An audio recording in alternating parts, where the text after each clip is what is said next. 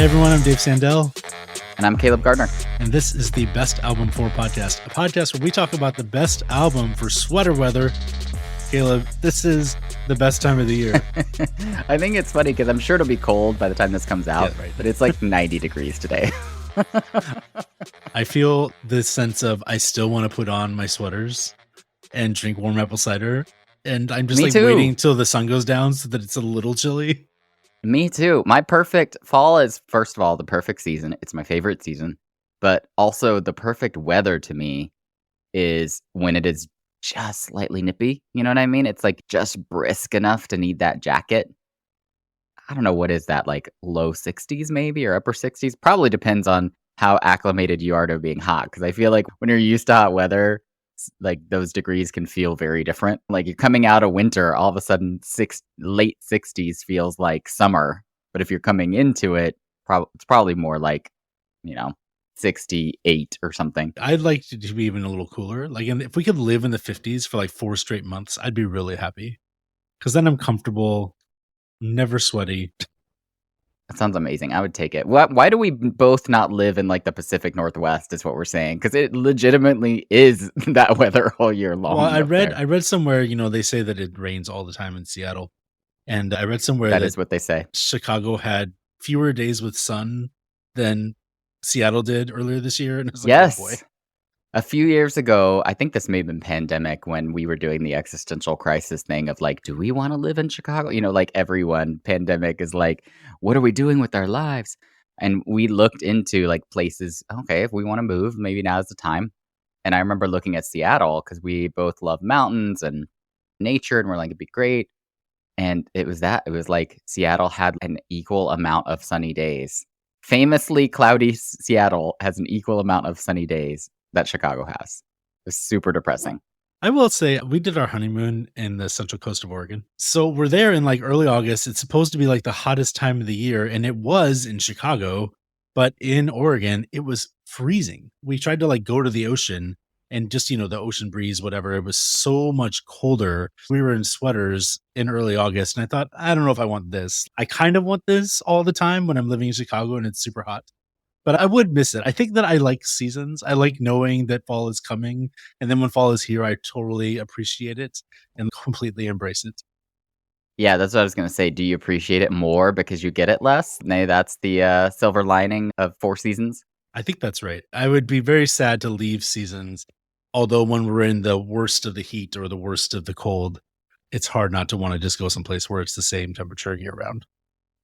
Yeah, I also really love summer in Chicago, so I would miss that probably. I feel like summer in Chicago is really hard to beat. I love summer in Chicago. I love, especially when the sun is out, I think Chicago never looks more pretty and vibrant. But I would trade all the hot weather.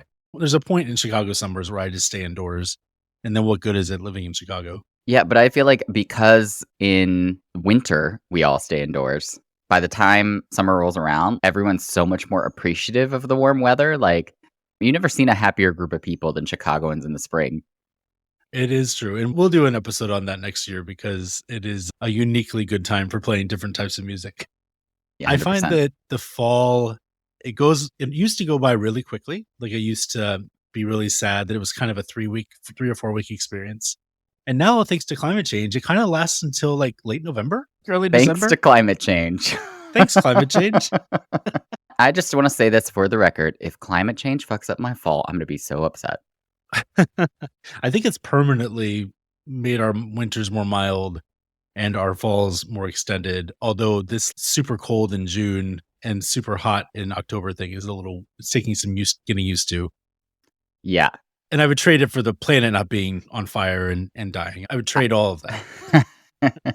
I also just feel like Dave cursed us for a really terrible winter by saying that. He just set us on the path for a deeply cold winter. We're due, man. We haven't had one in like 5 years. It's been so long since we've had a really cold winter. It has been a while. I'm still not hoping for it, but yeah, it has been a while. We've had some pretty mild winters. We're getting into our winter episode now, but we during the pandemic embraced being outside and learned what kind of gear we need to be happy outside. And so we feel more prepared for living in the worst of winter, other than like February, where it's just like the sun never comes out. and we're just depressed. But we feel good now about like just being outside all year round. But this weather, back to October, or at least the weather we're hoping exists by the time this episode releases. This is the perfect moment. Do you like spring better than fall? Fall's my favorite. It's got the colors, it's got the like, and again, I just feel like you appreciate the cold because you just came from hot and sweaty. Yep. I think I still also just very much associate it with renewal because like my head can't get out of. I mean, I've got kids in school, so I was going to say Sure. it's not just that I went back to school in the fall. It's that now I've got kids going back to school in the fall. And it feels like one of those seasons that's always going to be about newness to me. Yeah, I like that. That's cool. I find myself looking forward to like the trappings of fall, like the warm apple cider, the bonfires. I have these really fond memories of being at high school bonfires for pep rallies around homecoming. I don't have like positive memories of those experiences. Like I was a jock or something. I wasn't part of the football team. But for some reason, I just associate that with fall, and I like fall so much. So now I look forward to the bonfires and getting together with lots of people, and apparently watching high school football, which I don't think I've ever done. But the driving around, looking at leaves, being in my hammock in the backyard, and tracking the tree above me starting to turn color progressively, watching our patio get covered with different color leaves. It's so wonderful. It's all so magical. I was going to say that I associate it with football season too, but it's funny because I do, but I don't watch football anymore. Yeah, same. It was like in high school, it was a big deal because you had a football team. Same thing in college.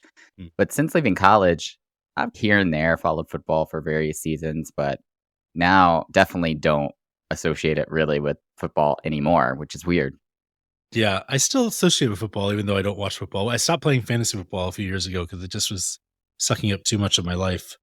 And it's been a relief to no longer have that. But for years, I was heavily invested in fantasy football. But I still associate with football. I don't know. I don't care about football even a little bit. But for some reason, I see those things happening around town and I feel like, oh, it's fall. Yeah, there's something very Americana about it, right? Yeah, I think for there's sure. something nostalgic about it, even if you don't care about the sport. And that does feel like a uniquely American thing. Now, before we jump into music, are you a pumpkin spice latte guy or a pumpkin spice anything guy? I am not a pumpkin spice anything. I think I am, if anything, an anti-pumpkin spice. No, you know what? When it was just the drink, I was okay with it. I was like, okay, people like their things. Don't want to yuck anyone's yum. That's what we say in the Gardner household. Yep. But pumpkin spice everything? Give me a break. It's getting wild out there. I'm into it. I like it. I like Do you? pumpkin spice bagels, pumpkin spice donuts. Like you legitimately like the taste of pumpkin spice everything. I don't know if I like the taste or not because it's just one of those things where I associate it with fall and I just like fall. So when I start tasting those tastes, it makes me feel warm and cozy. I had actually never had a pumpkin spice latte until a couple weeks ago. But you're telling me when pumpkin spice lattes come out in like mid-July or whatever they're coming out now, you're like, yes, give me that. So again, I don't drink coffee. I had my very first pumpkin spice latte like 3 or 4 weeks ago in my life. Not like for the season, but for the first time in my life. Because I was at a coffee shop because I had to get some work done and I was stranded in Chicago for one reason or another. And I thought, well, I'll try one. Let's see what the fuss is about. And it was good. Like I thought it was like, this is nice. It's warm. It's cozy. It tastes like fall. I don't care about that. So, I think pumpkin spice latte is the only thing that actually happens in June or July. Like everything else actually waits until September, October to become pumpkin spicy. It feels a little Black Friday where it's like creeping into like Black Friday sales now start in like August. It's kind of like that. It just like keeps creeping back. That's fair. Christmas season, it's the same thing. It's like they find a good thing and then we just run it into the ground. Hey, this is a music podcast. Let's talk about music. Let's do that.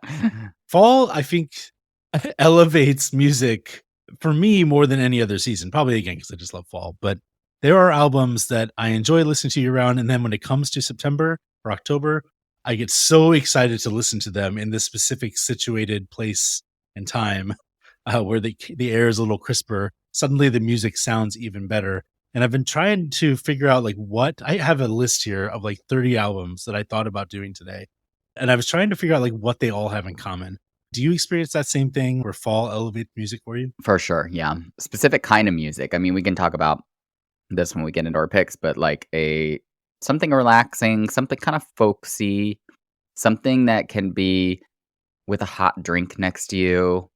maybe around a fire Mm. outdoors. I think that it's like you're coming back down into a season that is like more relaxing. You've been really busy over the summer, been doing lots of things, been outdoors. Now it's time to cozy around the fire a little bit and start Mm. getting a little warmer and a little bit more relaxing, right? Yeah, absolutely. And I take that experience with me. Like if I want to walk or if I'm driving around, there's something about like driving around, looking at the leaves changing and playing some of this music. Like I'll just pull one off my list really quick. If I put on like any Big Thief album and I'm Ah, nice. driving around looking at leaves, the leaves look prettier and Big Thief sounds better. It's all working together to create this Ooh, enhanced sensory experience for me. Bonfires in the window of the kitchen. You hang up your coat. it's like when you have a Gold good lips meal and gold. and Mm, it's like all the aesthetics are right. Like it looks good. The music playing in the background is good. yeah. The whole, it's not just about the taste, right? It's about all of it. Yeah, absolutely. And so I think for me, when I look through this list, I'm not going to actually go through every one of these albums, but I look through some of these, like James Blake's Overgrown, or essentially any Cure album, Casey Musgrave's Golden Hour, or some of the Slow Dive records. The early 2000s were a really good time for this type of music, like Feist and Arcade Fire and Low For sure. and the Constantines, Florence and the Machine, people like that, who they all kind of make similar indie rock music that feels like it's elevated by fall. I think of some of the Low albums, some of the Elliott Smith albums. Thought about low and slow dive and some of the shoegazy stuff as Yeah. something that you would have on your list. Yes. So I guess for me, the thing that I found that these things all have in common is they're all cozy. Like they feel like cozy albums. But are they cozy? This is kind of what I wanted to get at. Are they cozy because they're cozy to you, or are they cozy because this music is cozy to you and fall is cozy to you? So like the two cozy things belong together. Do you know what I mean? Does it feel cozy all year round? And it's just like now I'm in a cozy season, and so this is the season for this kind of cozy music, or is there something essentially fall about it? I think the question I was asking myself is it cozy because I've lived with it for, 20 years, 10 years, 15 years, or is it cozy because it's inherently cozy? I think Right. those two questions go hand in hand with what you're saying. And I guess when I think about music that sounds cozy, obviously I think about acoustic guitars. I think about kind of drony sounds, like anything that is not drony like annoying, but like drony like they stick with one level of volume and stick with one sustained note for a long time and kind of live on this kind of one or two different chords. I think because I can fall into that music, I can sink. Does that make sense? Like I can sink into Yeah, I it a think little so. bit and just relax. And I think that there's something different about like relaxing music. I think there's a lot of music that I would call relaxing that I wouldn't necessarily call cozy. Yeah. And so there's something about the warmth of the guitars. These are very warm tones. All these albums are something I would associate with romance and deeply felt emotions. But there's also this piece of it's true that I've just been listening to these records for 20 years in the fall. When I think about the thing I'm going to choose today, one of the reasons that it Yeah. became my fall album is because everybody said this was the quintessential fall album. And I Ah, listened to it in the fall and thought, yes, this is the quintessential fall album. that seems like a self-reinforcing It like does, feedback loop. but maybe they're right. So my pick is Yola Tengo's I Can Hear the Heart Beating is One.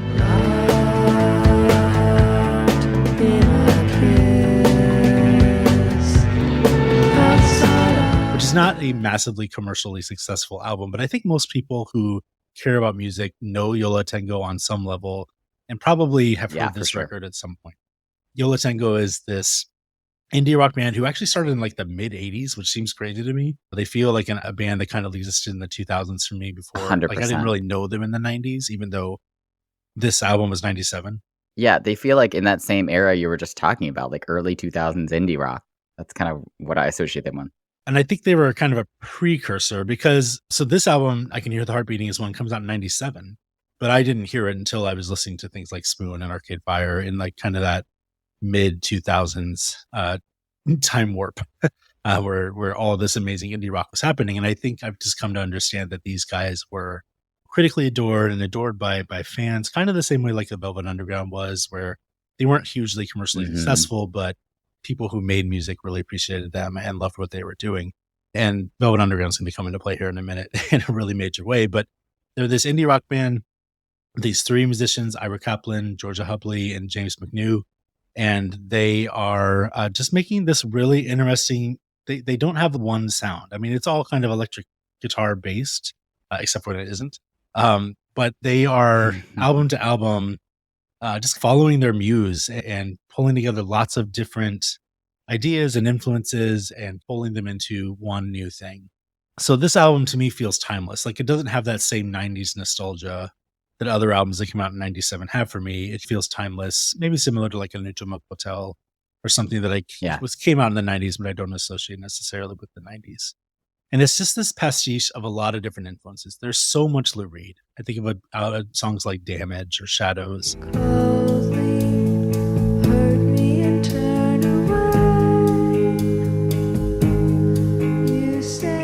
There's so much Velvet Underground. And for me, Velvet Underground, when I think about like Pale Blue Eyes or anything on their album with Neko, these are just quintessential fall feeling songs. They feel like you put on a jacket and you walk down New York while the leaves are changing. Linger on, your pale blue eyes. That's how I've always felt Velvet Underground. Even when they're getting loud or droney, like with Heroin, I always felt like this is still cozy music in the sense of these guys are just earnestly letting themselves sink into this music. And so there's shoegaze in here, like Deeper Into Movies.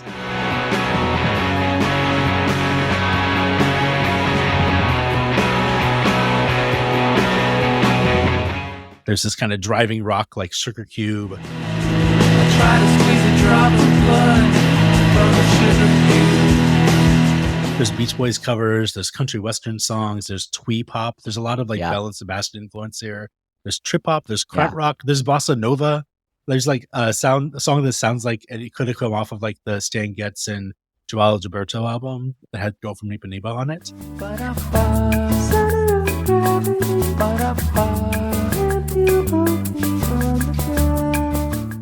And then, of course, there's this one song called Autumn Sweater.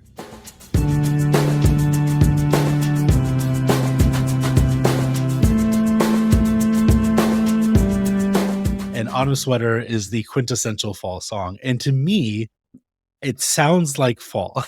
And I don't know if that's because it's called Autumn Sweater. I'm trying to decide if that song was called Winter Scarf, would I still experience it as this song sounds like fall? Because when I hear that song, it sounds like sipping warm apple cider, and it sounds like looking at leaves, and it sounds like this kind of warm, cozy, bundle up outside and enjoy a really nice conversation deep into the night.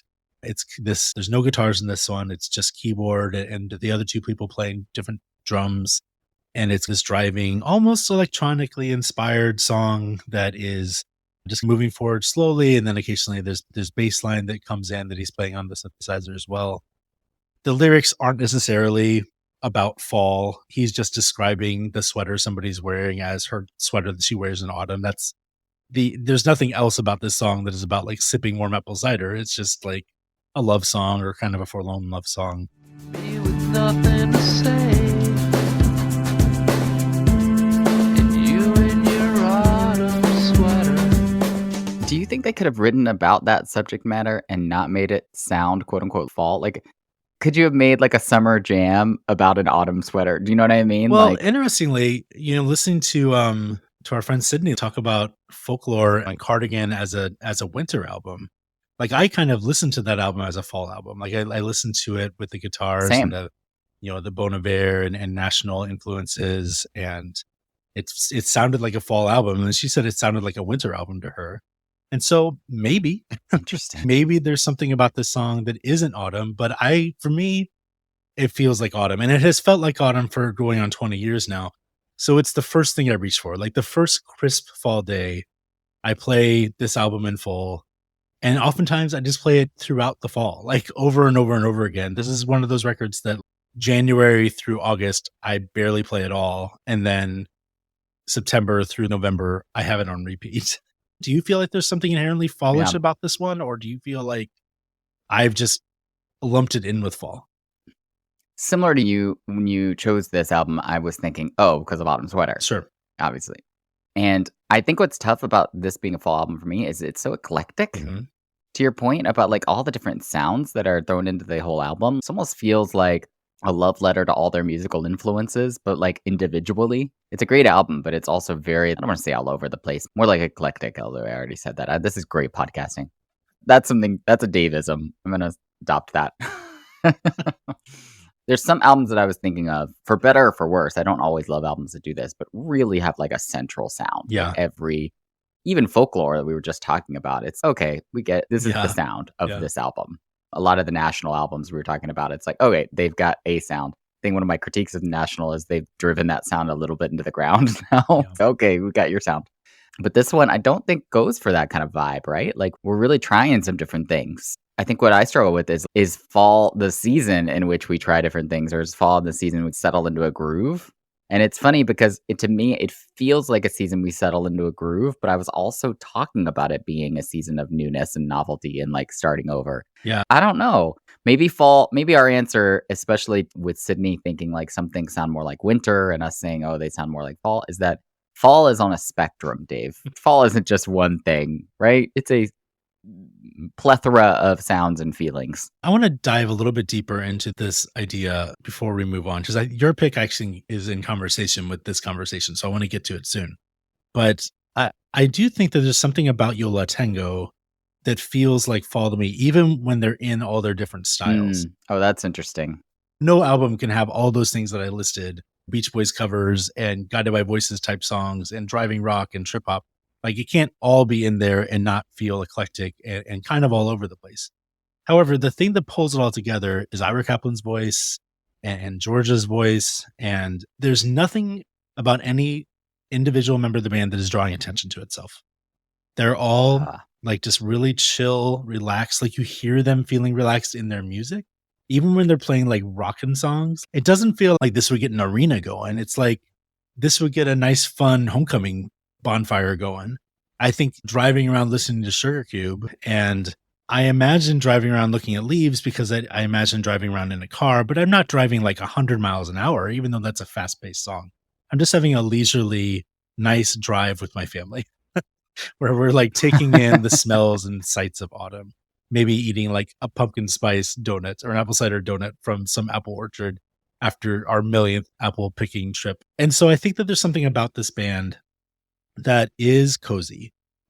And I don't 100% know, like again, great podcasting. I don't know if I can put into words what quality they have that sets them into that different space. Even thinking about a band like Spoon, his voice is like, it's singular. He's not the most talented singer, but he's like really going for it on his songs. And so the Spoon songs can sometimes take on a quality that doesn't completely situate and fall because his voice is catapulting it into something a little more in your face. Whereas these guys are just, very shoegazy. It's all buried in the mix. And I think for me, again, I've listened to this record so many times in the fall that it all now feels like fall.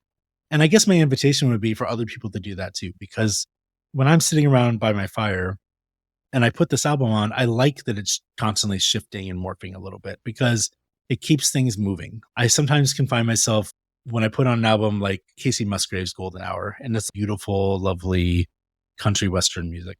After an hour, I'm like, okay, come on. Like, let's have something different. I'm ready for some new music. And if I just had a playlist, you could easily make a playlist of 12 albums that sound like you could put on every Angel Olsen record. You could put on essentially any Big Thief album and it would all sound like it all belonged on the same playlist, but I would get bored. And so I think there's something about the fall where I'm not bored. The crisp fall air is exciting. Like it's invigorating. And I find Yola Tengo invigorating and not just quiet or lovely, but I find them invigorating. And I think that's a fall thing that we don't think about it that much, is like the crisp air makes you like want to go outside and talk to people and hang out. And so that's a piece of this that I like in this music. I hadn't thought about it that way, especially in that my pick is mellow. And I don't know that I would call it invigorating, although I guess it's got some invigorating parts. But yeah, that's an interesting, like if you think about it, almost like going back to the football analogy, like associate fall with tailgating.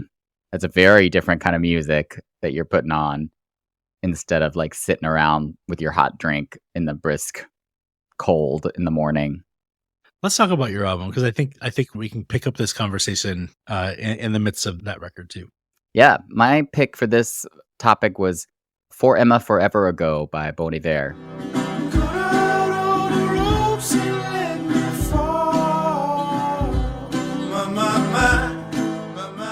And I should say that when this came out, this was a great opportunity to learn how to pronounce Bon Iver. And if you have never actually said that out loud, it took me a long time to realize it was Bon Iver and not Bon Iver, which was the way I bastardized it for a little bit before I heard someone else, I think, probably you honestly, say it out loud.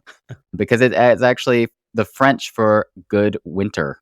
Oh, I didn't know that. I don't think hiver is actually spelled that way in French, but anyway, but at least pronounced wise, that is Real quick. Yola Tengo is Spanish for I've got it.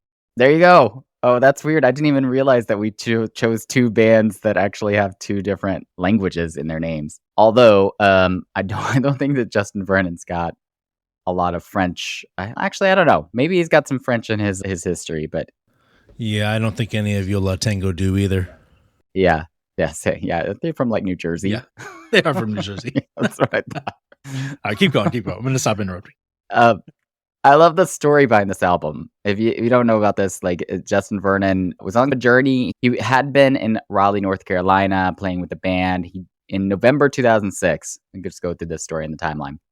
He drove 18 hours back to where he grew up in northwestern Wisconsin, so just north of us.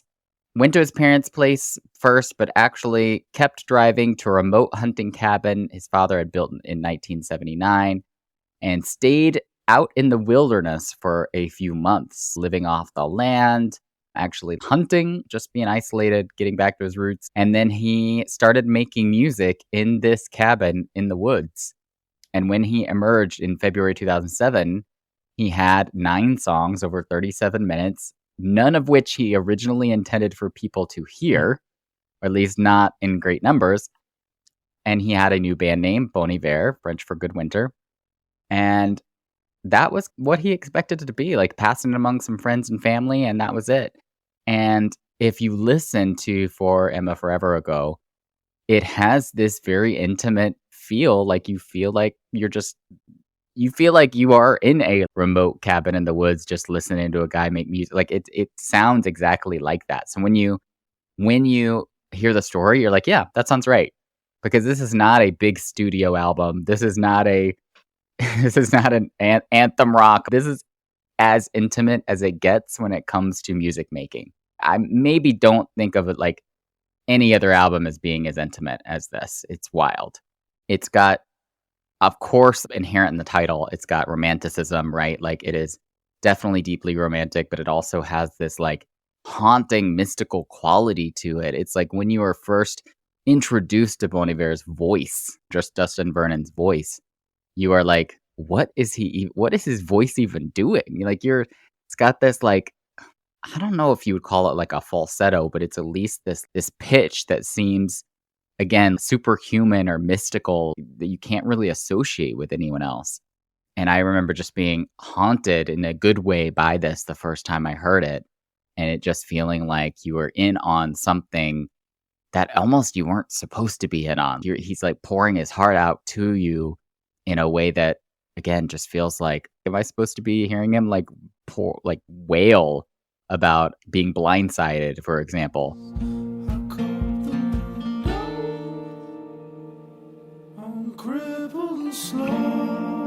It's got this like lyrical gems in it. Like the lyrics for Emma, which is a song on For Emma Forever Ago. You always wonder, the one part of this story for this album I don't know is if Emma is the real name. Like artists will do this thing and they obscure the name so you don't know who it's actually about. But man, Emma, you messed my boy Justin up. So the lyrics for Emma have these great lines, like so apropos, saw death on a sunny snow, for every life forego the parable.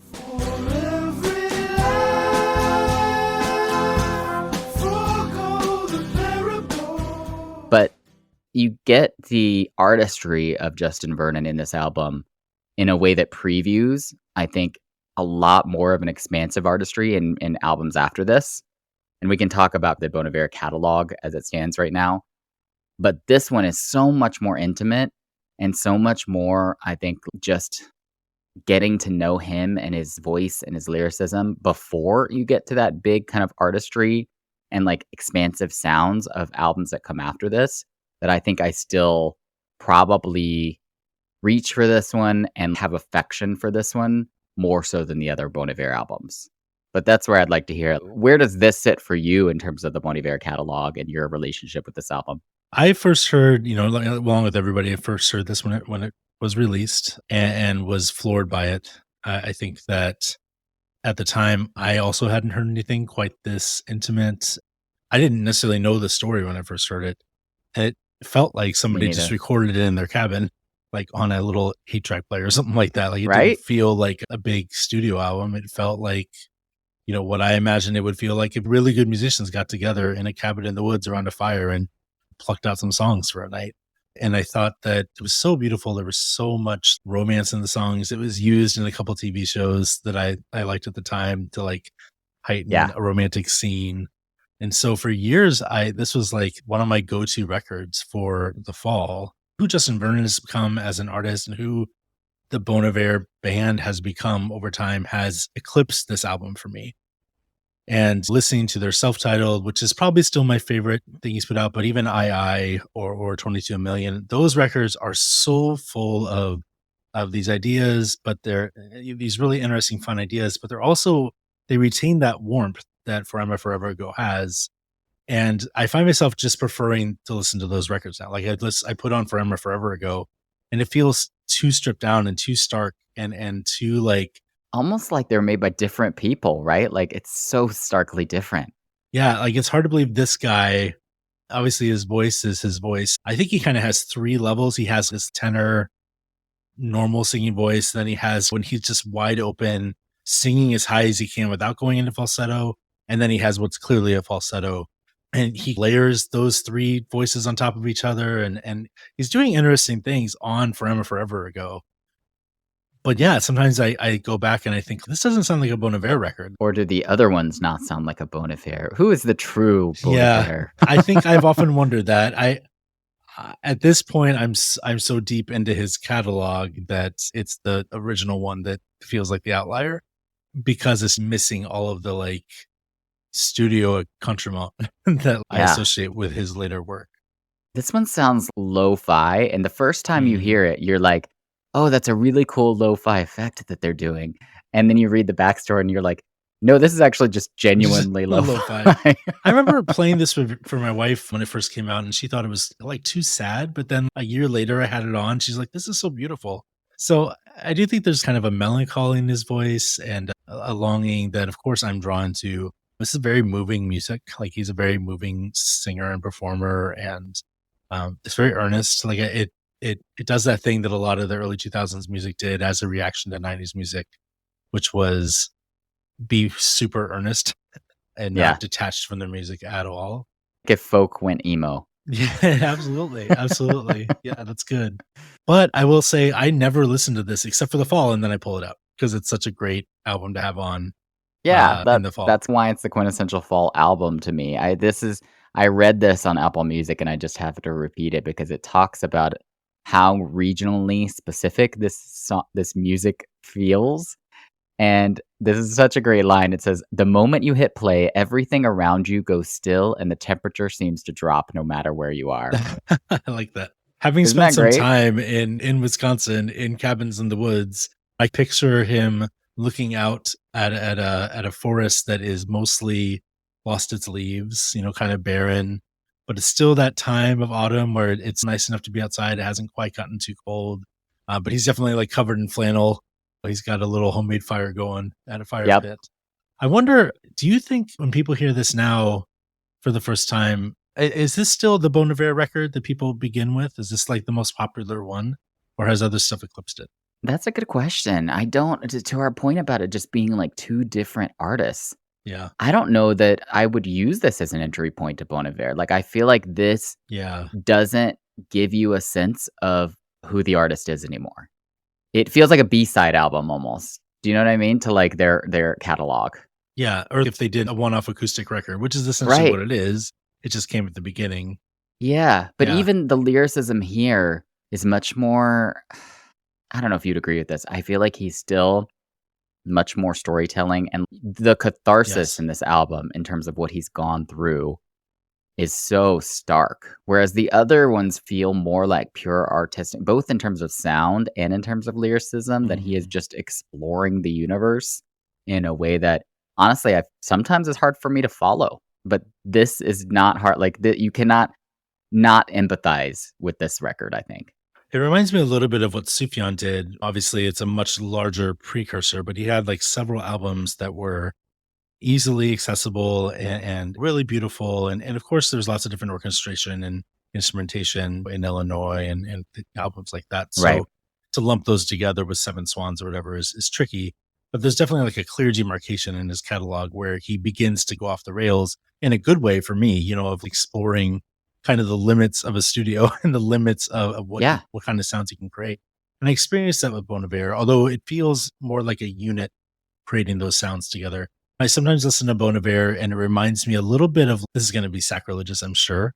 But back in the 90s when we still liked Dave Matthews Band. When we collectively still Yeah, like we collectively Dave as a Matthews country still like them earnestly, not just as like okay, I get it, Dave Matthews.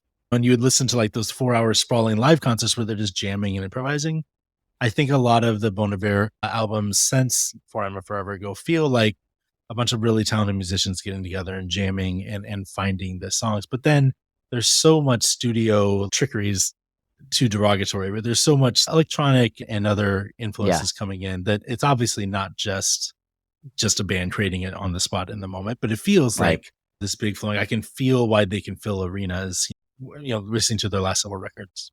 Yeah, the music feels bigger. It feels bigger. It feels more expansive. It feels more atmospheric. It almost feels like after this, he becomes like, I don't know, Picasso in his blue period, or, the style completely changes. He becomes more like a Jackson Pollock of indie folk rock, where it's, oh, we're going to just paint all over the canvas right now. Whereas For Emma Forever Ago, again, just feels tighter, more storytelling, more intimate, more cathartic, and more empathetic, I think, in some ways. In that Jackson Pollock, you walk into it and sometimes people are like, I don't get it. And you don't feel like that with this record. I will say though, I have this question back to our earlier conversation of when I listen to For Emma Forever Ago, and it's not a long album, I can certainly play it in the background all the way through and appreciate it. No, it's pretty short. But I do find after a while, I'm like, okay, like I'm ready, not necessarily for different artists. I just want something different in the music. Like these songs used to sound very separate to me.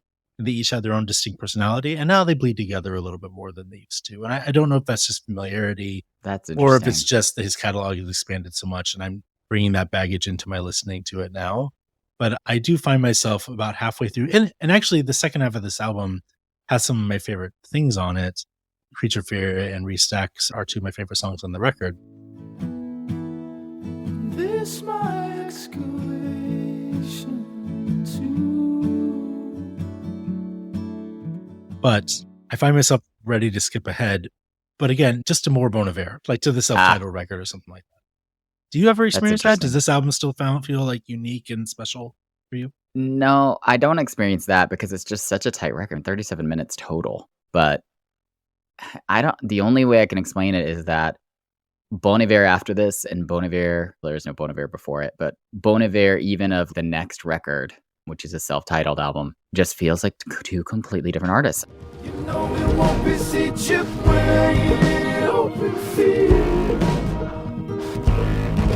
I will let you grow. I remember putting on Bon Iver, the album, in 2011, and I was so excited to hear it because of how much I loved For Emma Forever Ago. And I was like, this is so different. Yeah. And I immediately was in love with that album though, like the self-titled. Did you love it, or did you not? Were you turned off by it at first? It took me a while to get into it.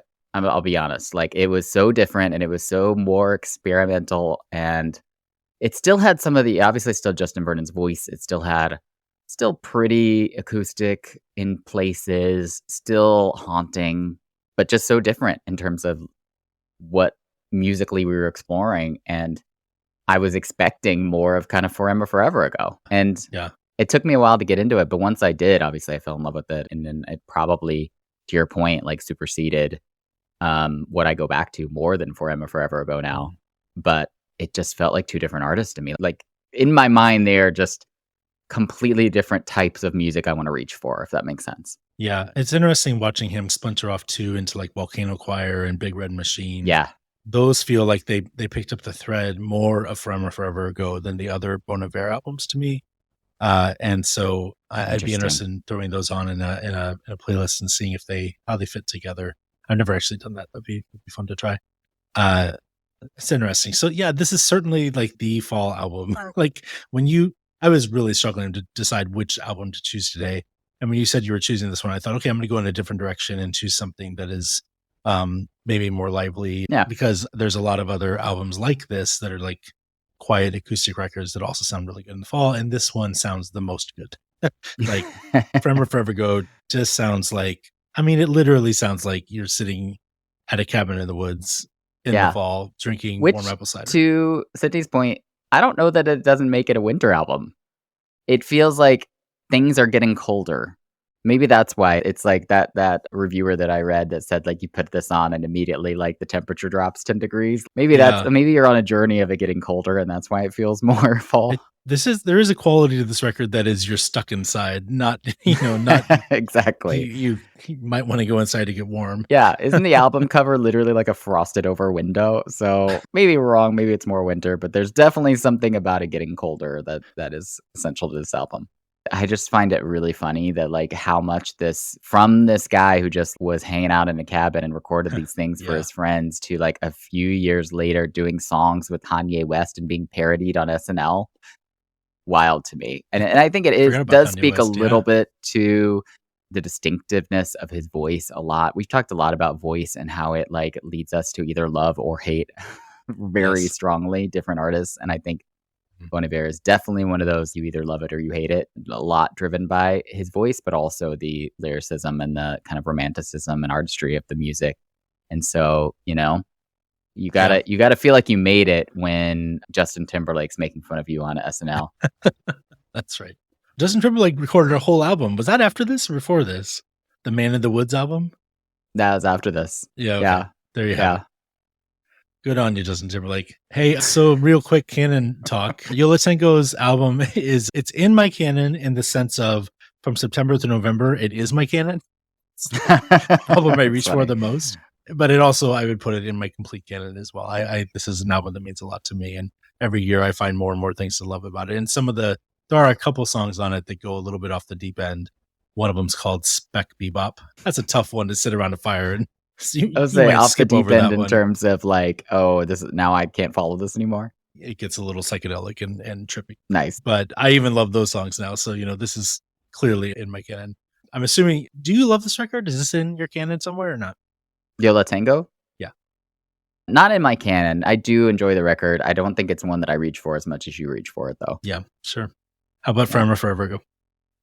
I think so. I was debating about that because it's like some of the other Bon Iver records I probably love more now, but I don't think I reach for them as much now or even when they came out as much as I originally reached for Emma Forever Ago when it came out. Does that make sense? I think so. I had a very different experience with the self-titled, it sounds, but yeah, that makes sense. Yeah.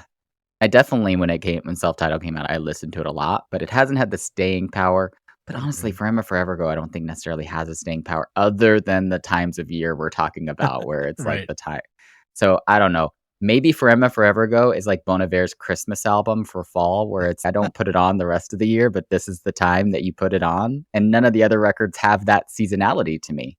Okay, so this is a whole new thing that we should do. We should create a Hall of Fame of just the fall record, like the fall canon at some point, because I love that idea of this is like a Christmas record for fall. That's perfect. Of course, you just listen to this for 1 month out of the year. And you can't wait to hear it in that month. And then once that season's over, you're like, okay, see you later. See you later, Forever Forever Go. Exactly. I love that idea. There's so many albums like that. Is Mariah Carey's Christmas album her best album? No. But are you going to put it on every December? Yep, probably. Yeah, it's certainly the one I listen to the most, just by default, because I don't listen to the other ones every year. Man, she That's has made fun. so much money from that She sure one has. song on that album. It's crazy. Honorable mentions, I have 3. I have obviously 30, but I have 3 I want to name. Neko Case's Blacklisted and Angel Olsen's Burn Your Fire for No Witness are Nico both Case, that's like such a great choice. quiet kind of country western, but in a good way album, like all country albums that sound so good in the fall. And also her album Fox Confessor Brings the Flood. Both that and Blacklisted are great. Angel Olsen, all of her records sound so good in the fall and year round, but Burn Your Fire for No Witness, I think for that same Bon Iver quality of it's kind of not her most, she had albums before this, but it's the album to me that feels the most like raw and intimate and charged and like you're right there in the room with her. And there's a couple songs on that album that sound like you're just sitting around a campfire with her strumming at her guitar. And the last one I wanted to name because I don't think many people have heard it. It's called Brightblack Morning Light. Do you know this album at all? That sounds familiar. Why would I know that? It's a really wonderful album to play in the fall. I mean, it's just kind of a like trippy little, I guess psychedelic tinge, but it's just a nice little comfy, cozy record. Like it fits into that kind of the songs on Yola Tengo's album on I Can Hear the Heart Beating is one that are maybe a little more drony or maybe a little instrumental and just driving and moving rhythmically, but they're still chill. That's like this whole album is chill songs that are still driving and moving. And I should probably name the Nationals Boxer as another quintessential fall. It sounds really good in the fall. Alligator does too. High Violet does too. You know, those albums. The National sound definitely really is one of those bands that feels like fall. Yeah. Their sound just feels very fallish in a way that I usually like. Yep. How about for you, my honorable mentions? Yeah, so I was thinking Fleet Foxes, especially their self-titled album. Just a great. I mean, there is something folksy about the fall to me, and Fleet Foxes is a fantastic band. Their self-titled album came out in 2008. Ultimately, this is so dumb, but for the same reason why, Autumn Sweater, of course, in the fall. White Winter Hymnal made me think, oh no, this must be more of a winter album. So I actually think that fits here. I think that White Winter Hymnal sounds better in the fall than in the winter, which is an interesting thing. Interesting. That's fascinating. Regardless, again, if we think of fall on a spectrum of it's getting colder, Fleet Foxes is a great band for that. I did similarly in terms of the folksy. For some reason, I was thinking of the Oh Brother, Where Art Thou soundtrack. Did you spend much time with that? No, not really. I mean, I certainly enjoyed the movie and understood why everybody got caught up in that moment, but it feels a little bit like swing music in the 90s where just all of a sudden everybody was into Americana bluegrass. I love that. For 6 months and then we all forgot about it. So swing, Americana bluegrass, Dave Matthews, they all had their moment and they came and went. And well, Dave Matthews did not come and go. He still fills arenas. Yeah. Wild. I don't know that anybody's still listening to. Do you remember the time where everybody was into like Irish dance music or like Gregorian chant music? Yes, There's just like these moments in history. It's so weird. It's so weird. Dave Matthews feels like Grateful Dead to me in that like people will absolutely follow him into their grave, similar to they did the Grateful Dead. Feist, you mentioned this earlier, but the album Metals I thought of for this. Yeah, Feist is also one of those, we're just going to lean into the fall winter sound. So you could pick almost any album, but like the Metals specifically has this song on it called Undiscovered First. Do you know this song? I only because you have name checked it before in my presence. So have I? This song haunts me and I have it on, I think, many playlists for various things. You know how you create kind of playlists around specific moods or around specific moments of time? This song has come with me on lots of those different playlists. And so it's one that I continue to go back to. And it's just got this amazing driving, folksy sound. And it's got this incredible build. And even the themes are about like mountains and rivers. It's just, I just couldn't not think of Feist and that song in particular. Anyway, so those are some honorable mentions for me. Cool. What are you listening to this week? Few things, Dave. The British band Jockstrap is about to come out with a new album, and so I've gone back and started listening to their 2022 album, I Love You, Jennifer B. It's so good. I don't know, did you spend much time with this when it came out? No. Do you know Jockstrap? A little. Just like the weirdest band name with the weirdest like album cover that's so simple, and they're like weird fusion of like punk and pop and club. It's just, yeah, I think you would like it. I went back revisiting this in anticipation of their new album and still really love it. It's great.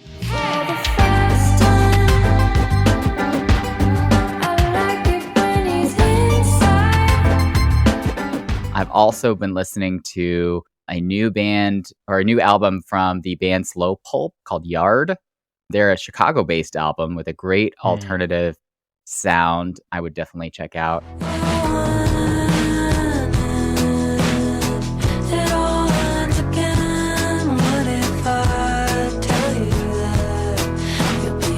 And then the last thing I'll give a shout out to, What Is My Capacity to Love by the band Thanks for Coming.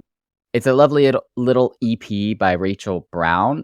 She's one of the singers of the band Water From Your Eyes. It also came out with an album this year, but this is one of her side projects, and it's actually very good. And I think a little bit more accessible than the album from Water From Your Eyes, Dave. So if you weren't into the kind of, I think you called it a little, what was it? A little too, what did you say about this album? A little too atonal? Yes, I remember this. This one is not as atonal, so definitely check out Thanks for Coming. What Is My Capacity to Love?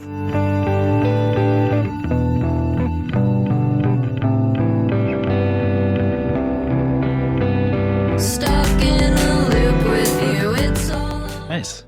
I've been on my annual Radiohead kick, so I've been just listening to Radiohead pretty nonstop, but I did take a quick break to listen to a new album from Cleo Sol. Cleo Sol is a kind of R&B soul singer from Britain who sounds a little bit like Erykah Badu. The music sounds a little bit like Erykah Badu. She is probably the lead singer or one of the lead singers of the band Salt. Do you know the band Salt? Probably? Yeah. Do you know the band Salt? No. So Salt is this very mysterious group that kind of arose during the George Floyd protests. They made a bunch of 3 records that all foregrounded Black issues. And it seems like people have sussed out that they're probably related to a bunch of soul artists in England, but nobody actually knows who makes any of that music. There's no press, there's no videos, there's no interviews, there's no concerts. They just anonymously put out these records as this band called Salt. They've been super prolific. They made 3 records in the 2020, 2021 time. And I think maybe it was last year, maybe the year before, they put out 5 records in a day. And I just tossed them all on their website for people to download. And they're all as awesome. One does. They're all really good. And it's surprising how good every one of them is. So what she is kind of probably music? R&B, funk, disco, soul music. All right. And she is probably one of the singers in that band. It's almost positive that she is. Her name is Cleo Sol. She's actually put out 2 records this year, so also being very prolific. And they are these jazzy, hip-hop, tinged R&B soul records. They are both tremendously beautiful and nice to put on in the background. I highly recommend it. Cleo Sol. The albums are Heaven and Gold. Go, baby, go, baby, go, baby. Hope that God forgives your sins, And now I'm going to go back to listen to Radiohead for another 2 weeks. Okay, we got to ask, is there a fall Radiohead album for you? A Moon-Shaped Pool. A Moon-Shaped Pool I knew is you the were going to most- have one. Yeah, I mean, that's the one that has present tense and the numbers, the one where it sounds like he's just plucking a guitar by the fire. That's all of those songs are on A Moon-Shaped Pool. By the time this episode comes out, it'll be even sooner, but we right now have 10 weeks before the Spotify Wrapped, Apple Music, end of the year stuff Only comes out. 10 weeks. Wild. Yeah, so because it comes out in the beginning of December. So if you want to sneak something in, really go heavy on an album or an artist so that they get into your Spotify Wrapped. Now's the time of year where I get stressed out about the things that I say that I love. Have I actually been listening to them that much? I'm always pleasantly surprised when Radiohead's in my Spotify Wrapped or my whatever Apple Music stuff, because I claim they're my favorite band, but then sometimes I go months without listening to them. So I honestly couldn't tell you. I have no idea what's going to end up in mine. That's going to be fascinating. Last year was all my kids' music, so this year's hopefully I'm guessing it's gonna be a lot of hip hop because my sons have been into on a big hip hop and a big Weird Al kick. I'm guessing there's gonna be a lot of Weird Al in my Apple end of the year list. I think I told you my end of the year list last year had all of this classical music in it because your dog. Because, yeah, exactly. Apple Music can't tell when I'm asking to play music to relax my dog versus just like I actually like it. It's super annoying. Yeah. We need like be able to edit our history and ignore certain artists. You should. I at least do the like dislike that like don't suggest more like this, but that's the only, there's not like a sophisticated way to control the algorithm at all. So get your music in, cram it if you need an album, the best album for finishing your year. I'm still really into this Wednesday record. I've been coming back to that over and over. Yeah? That's actually a good record for the fall too. I should put that on. Let us know your favorite albums for the fall, and we will see you next week. See you soon.